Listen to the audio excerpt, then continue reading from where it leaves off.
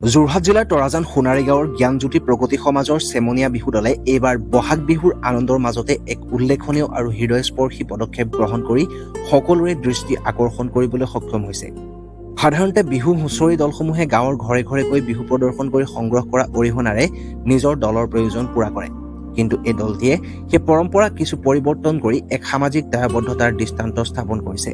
বহাগ বিহু মানে অসমৰ প্ৰতিগৰাকী অসমীয়াৰ বাবে আনন্দ উল্লাস আৰু মিলনৰ উৎসৱ। ৰাজ্যজুৰি এই সময়ছোৱাত ঢোল পেপাৰ সুৰে মুখৰিত হৈ উঠে প্ৰতিটো চুককোণ। যুৱক যুৱতীসকলৰ বিহু নৃত্য, হুঁচৰি আৰু বিহুগীতৰ মাজেৰে অসমীয়া সংস্কৃতিৰ ঐতিহ্য জীয়াই থাকে।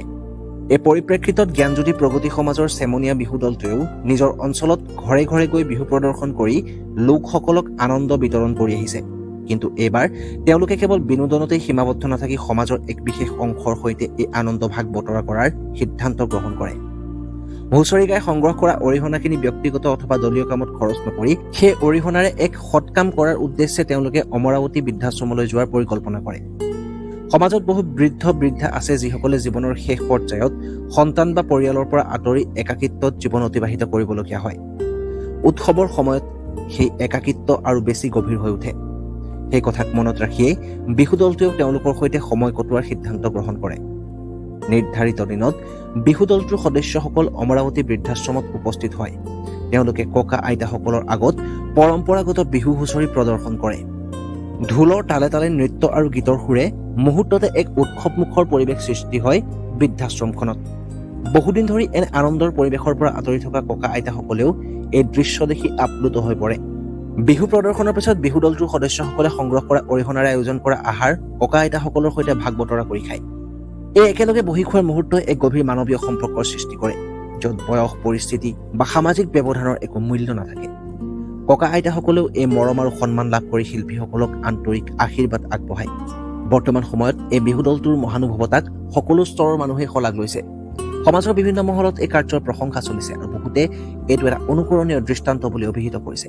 এনে উদ্যোগে সমাজত ইতিবাচক চিন্তাধাৰা বিস্তাৰ কৰাৰ লগতে আন দল সংগঠনসমূহকো সামাজিক দায়বদ্ধতাৰ দিশে আগবাঢ়িবলৈ উৎসাহিত কৰিব।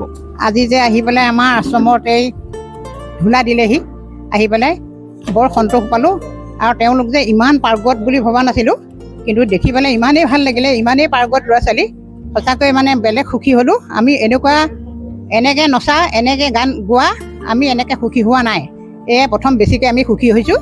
ইয়ালৈ অহাৰ কাৰণে বৰ শান্তি পালোঁ, মনত সুখ পালোঁ আৰু তেওঁলোকক আশীৰ্বাদ দিছোঁ যাতে আমাৰ অসমৰ এই কৃষ্টিটো, বিহু কৃষ্টিটো সদায় যাতে জীয়াই ৰাখে, তাৰ বাবে আশীৰ্বাদ দিছোঁ। ভাল লাগিলে দেই, বহুত ভাল লাগিলে। আমি আশীৰ্বাদ একদম অন্তৰেদি আশীৰ্বাদ দিছোঁ তেওঁলোকক। আৰু এনেকুৱা বিহু মই অৱশ্যে আজি এবছৰমানেই হোৱা নাই, এইবাৰহে প্ৰথম পাইছোঁ দেই, বহুত ভাল লাগিলে। আচলতে জ্ঞানজ্যোতি প্ৰগতি সমাজ প্ৰয়াত অসম সিংহ, যাক অসমৰ সিংহ পুৰুষ বুলি সকলোৱে জানে, দুলাল চন্দ্ৰ বৰুৱাদেৱ আৰু গাঁৱৰে কেইজনমান বৰেণ্য ব্যক্তিৰ উদ্যোগত গঢ়ি উঠা এটি সামাজিক, সাংস্কৃতিক আৰু খেলৰ অনুষ্ঠান।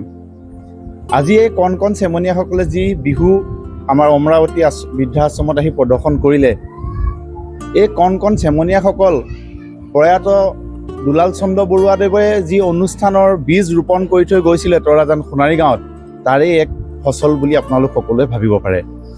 যোৰহাটৰ পৰা সপোন বৰাৰ ৰিপৰ্ট, লোকেল 18।